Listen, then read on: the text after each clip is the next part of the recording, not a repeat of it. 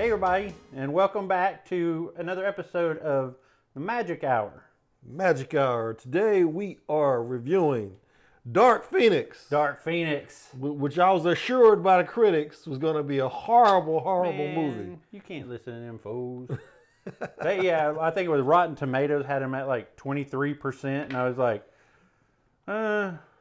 but I kept my mind open to it going in. Well, this is something interesting about going into a movie thinking it's going to be bad. And then it actually, I wouldn't say it's the greatest X-Men movie, but there's been 12 of them, for God's sake. Yeah. The last couple movies, what was the last one? Apocalypse? I think so. I think I fell asleep in Apocalypse. That bad. one wasn't very good. And then the one before that, Days of Future Past, which had the greatest plot of any X-Men stories ever, because I remember reading it in the 80s when it originally came out. I remember being hyped for that movie. I fell asleep. No, that's the one I saw Apocalypse the whole way through, and I actually fell asleep in Days of Future Past. I still haven't seen the whole thing. Because I didn't like the way the Sentinels looked. And in the Days of Future Past, Wolverine is killed by the Sentinels. Right. They fry his flesh off his body. Right. Which they didn't do, obviously, since he was the main character. Because I don't think he was the main character in the comic book. But so in the comic book, they killed him? In the comic book, they killed him as far as I remember. I might be wrong about that, but I seem to remember him getting killed. Well, you know, the general way that I gauge a movie, and, you know, I'm not a X-Men super fan, so I don't know all the lore, but the way I gauge any movie that I go into is, does it break the... does it break your attention? Like, do you get where it gets so bad or off story that you kind of fall out of it, you know, the experience of the movie? And I'm going to tell you, Dark Phoenix, the writing, the acting was all really good. I mean, really great special effects, and it kept me interested the whole movie, all the way through it. So, I mean, that's a basis to any movie that I go to watch, is if it keeps my attention... Yeah. And keeps me involved in the story, then it's a good movie. Here's the problem right off the bat, though. They've already done this story. They did it X3, I guess it was called, The Last Stand, right? Right. Here's a bit of trivia. The guy that directed this movie, his name is Simon Kinberg. He was the one that wrote The Last Stand. So he just he dusted off the script, and he wrote this one too, and he directed it. So I went in thinking, why would you? I guess he wasn't satisfied with the way he did the story the first time, because there was a lot of complaints about X3. But then he did this one, which was more in line with what happens in the comics. In the comics, and spoilers, we're gonna go ahead and spoil some stuff that happens. In the comics, I think they do rescue either a shuttle or some type of spacecraft. They go into space to rescue, and Jean Grey is hit by a solar flare. Okay. Which enhances her power. Now in this movie version, they threw in these aliens.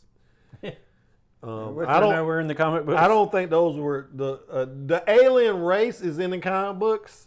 Is actually a planet of. They call it Mabari, Mabara, I think.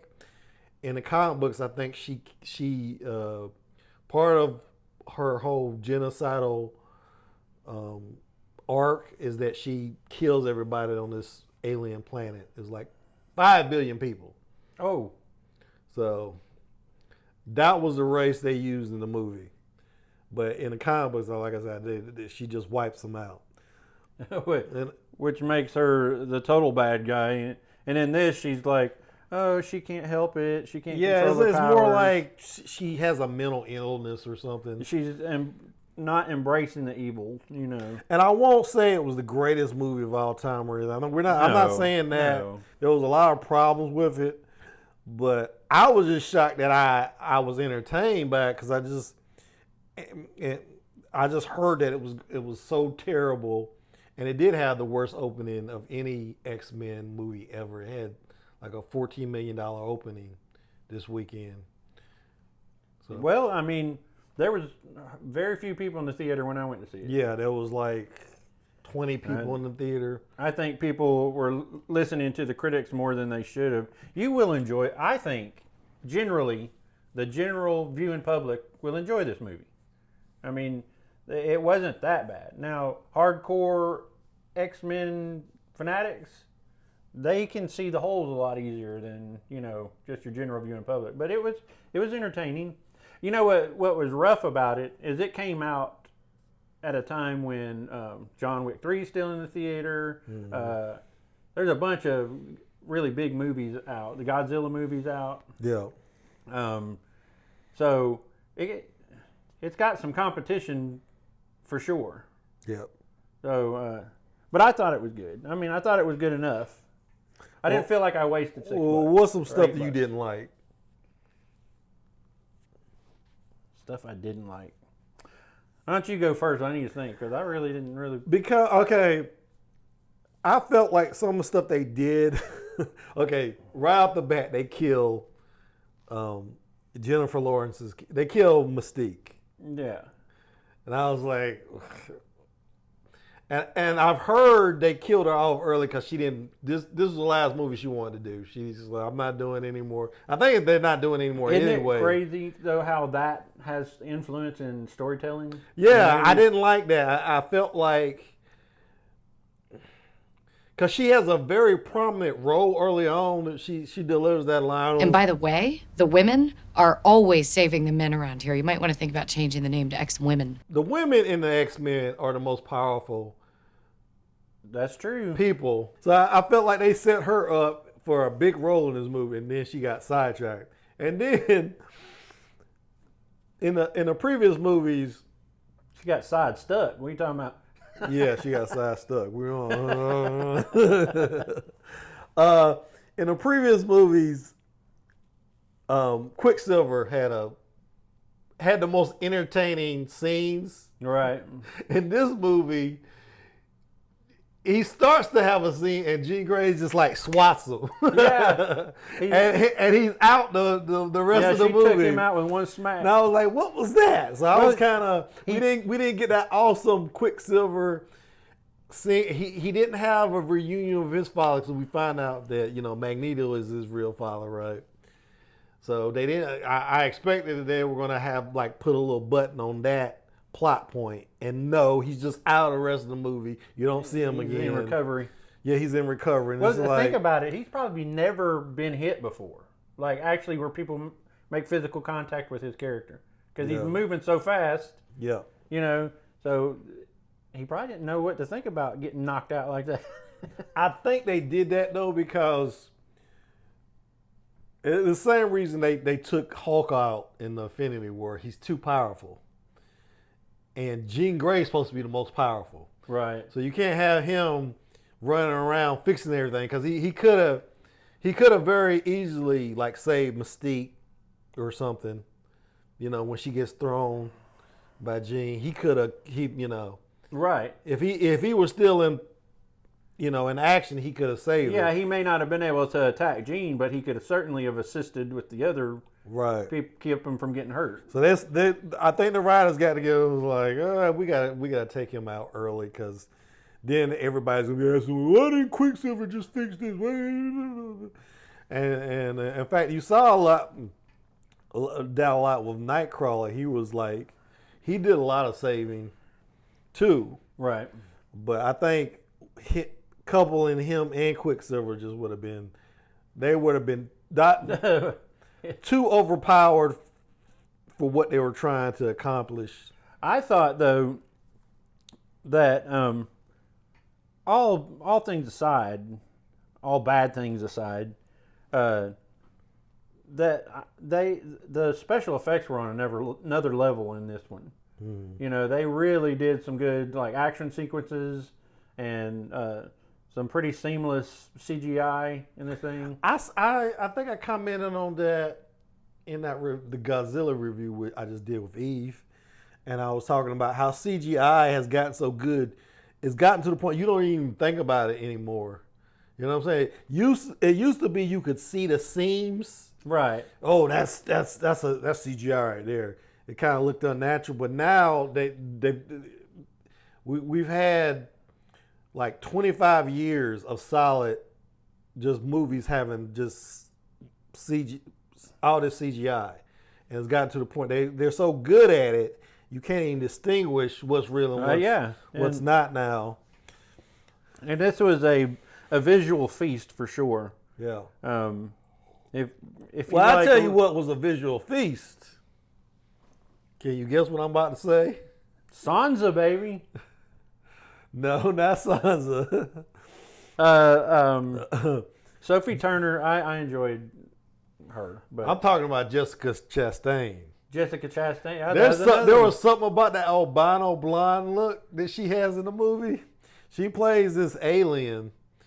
Actually, she plays a human that is like, I guess she gets possessed by. Well, no. They killed the human and then they took on their form. So they're kind of like the skulls or whatever. Yeah, but yeah, she looked good and she played a very good role in this. Yeah, I liked her as a kind of the villain because they needed like I said in the comic book, I don't think Jean was the villain. I don't think they had these aliens as the villain. So and that dude that was like her second in charge. Yeah. What was he in? He's I not don't the guy know. from. He's not the guy from Black Panther, right? I don't know who he was. I was looking at him. I said, I've seen that guy. I have too, and I just can't and remember I should have looked him up because it's not the guy from Get Out. No. Okay. I don't think so. Well, He anyway. looked familiar though, and I should have done my research, but I didn't find out because I remember thinking that when I was watching it. I've seen that guy somewhere. Yeah, and apparently, I guess we need to go ahead and tell the story a little bit, right? Okay. So the movie starts out and it's in the 80s because they were launching a space shuttle. Yep. And we're in a time period where the governments of the world have finally accepted the mutants and aren't scared of them anymore. And so Charles Xavier's his whole mission now is to make people like mutants so that he can, in his mind, he's saying he can set up the future to where everybody gets along. Yep. And so Raven she's leading a team of X-Men because now the space shuttle's taken off and it's broke the atmosphere, but now it's in space and they don't know what has happened to it, but it's lost communications, it's drifting, it's actually spinning because the thruster got messed up. And so Xavier sends the X-Men up in the X-Wing, isn't that what it's called? The ship? Yeah, I think so. But whatever the ship is, and sends it up there to rescue these astronauts that are stuck in the ship, and they're just spinning out of control. So they get up there, and at first everything's going pretty good because what is the one that can disappear? Nightcrawler. Nightcrawler. He's busting in and out of this spacecraft as it's breaking up and taking everybody back to their ship. Mm-hmm. Well, they miss one. They miss the commander. And Xavier's like, no, you got to go back and get him. Yeah. So they asked Jean. Jean's scared of her powers. I guess we should go back and tell what happens with Jean at the beginning of the movie too, right? Yeah. Where she, the movie opens up and it's in the 70s and it's a mom, dad, and little redheaded girl in the back seat driving down the road. Mm-hmm. And they're having this argument about what's on the radio. And The girl wants different music than the parents are listening to. And I don't really know what happened with the noises that in her head, but they got really loud, and she's like, quiet! And when she does, Mom falls asleep at the wheel and runs into an oncoming vegetable truck the other direction. And little Jean is unscathed. Yeah. And in rolls Charles Xavier to pitch her the idea of her coming to the school for special children. So then you fast forward later, and she has been in the X-Men for however old she is, 17, 18, 19 years old. And so they put her on the team to go up and rescue these astronauts. Right. You take over now.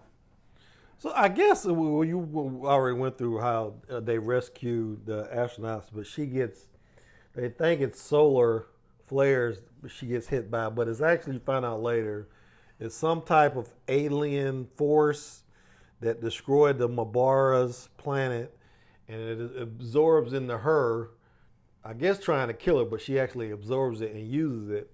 And in doing so, it breaks the psychic bonds, the walls that Xavier put in her head so that she would forget the trauma that she put on her parents. And because of that, it releases this fury in her, and it just starts causing a lot of problems because now she found out her dad was not dead. Yeah, that he pretty much gave her away because what could he do? He was scared of her. Yeah. Wouldn't you be? I would, yes. I'd be like, man, all she got to do is sneeze and my head will explode. But so it just causes some kind of, a lot of conflict. And what she needed was counseling. Yeah. So they basically set up now she's kind of suffering from mental illness or whatever. Her powers are taking over, and at the same time she's upset that her father abandoned her, and she goes to see him, and And in her mind, it was going to be this beautiful reunion. Yeah, but she goes in and looks at the wall, and he doesn't have any pictures of her, only her mother. Him and her, yeah. And she realizes that her father doesn't like her. So she gets angry about that. What did he say? He goes, that day, my whole world died, and you died with it. Yeah. So it was a very simple plot, I guess. Even a puzzle with big, easy pieces still makes a pretty picture sometimes. Okay. Did you just make that up? Yeah, I did. There you go. Y'all can have that one. So I don't know. Is there much to say about the rest of the movie? Basically, the government. Sorry, y'all. That was my camera. They kind of. Another funny thing I didn't think about was the fact that the government had all this stuff in place to subdue mutants when early in the movie they established that the mutants are actually getting along with humankind. But they never fully trusted them. I guess they never fully trusted them because they have the little collars from Deadpool. Yeah, they had a team ready to go. They had guys. What didn't they have those little tranquilizer? Yeah, the little bzz, sticks to them and then shocks them and it cuts off their power or whatever. They had all that technology. Actually, earlier than they had it in the original timeline, because you remember. The original X-Men timeline got reset in Days of Future Past, right? Right. So all this stuff is happening again. That's why they can go ahead and do the Dark Phoenix arc again when they had already done it. But so the government has all this stuff in place really earlier than the original timeline. So I thought that was kind of weird, but this is like the people who are fans like you, who are fans of X-Men, and have been, and the comics, are going to see those plot holes. I didn't have anything invested going in though. I'm not. I kind of really haven't even been excited about X-Men since like the second movie. I don't think. I kind of I like First Class. I thought that was pretty good. But most of the movies, I was of the opinion I could take it or leave it. And you had all those horrible Wolverine movies too. So I said we don't have to go into that. You're noticing more lately, and I'm gonna bring up Game of Thrones here, that people have an idea in their mind of way things are supposed to be told and done, and the way the story should go. Yeah. And if it doesn't go that way, and you may have 1,000 different opinions on the way of those people of the way it should end. Mm-hmm. So when you have, something like 12 movies of X-Men or 8 seasons of Game of Thrones, yeah, there's no way you make everybody happy. Now, Game of Thrones, they just completely crapped on the last season, but can't make any excuse for that. They didn't make anybody happy. Yeah, but you know what I'm saying? It's like with the X-Men, some people be okay with this story and some people won't. Yeah. But I think at this point, people are just like, we know for a fact now that Disney's bought 20th Century Fox, they're gonna reboot it. So at this point, I don't think anybody's invested in X-Men. Everybody realizes this is the last movie in that series. So I think going forward, they're probably going to integrate it into the MCU in the next phase of Avenger films. So everybody's interested in seeing how that's going to go. You think there'll be another forward. Avenger film? Yeah, don't you? They're going to do it. They're going to like start over or something. No, they got Spider-Man coming out. Oh yeah, that's true. They got Spider-Man. Well, that's not Avengers though. But they're going to do another Avenger. They got Black Panther coming out. They got all these movies coming out. They got Guardians of the Galaxy 3 coming out. You don't think I guess they got to bring all those people back together? Yeah, and Captain Marvel is going to take over as. So, are you telling me Deadpool will be in the next Avengers? I don't know. They haven't said. That would be freaking awesome. Him and Star-Lord together on the same screen? Are you kidding me? Well, we'll see. It's going to be awesome, whatever it is. But they gotta find a new Wolverine. They gotta do a Who would make a good Wolverine now?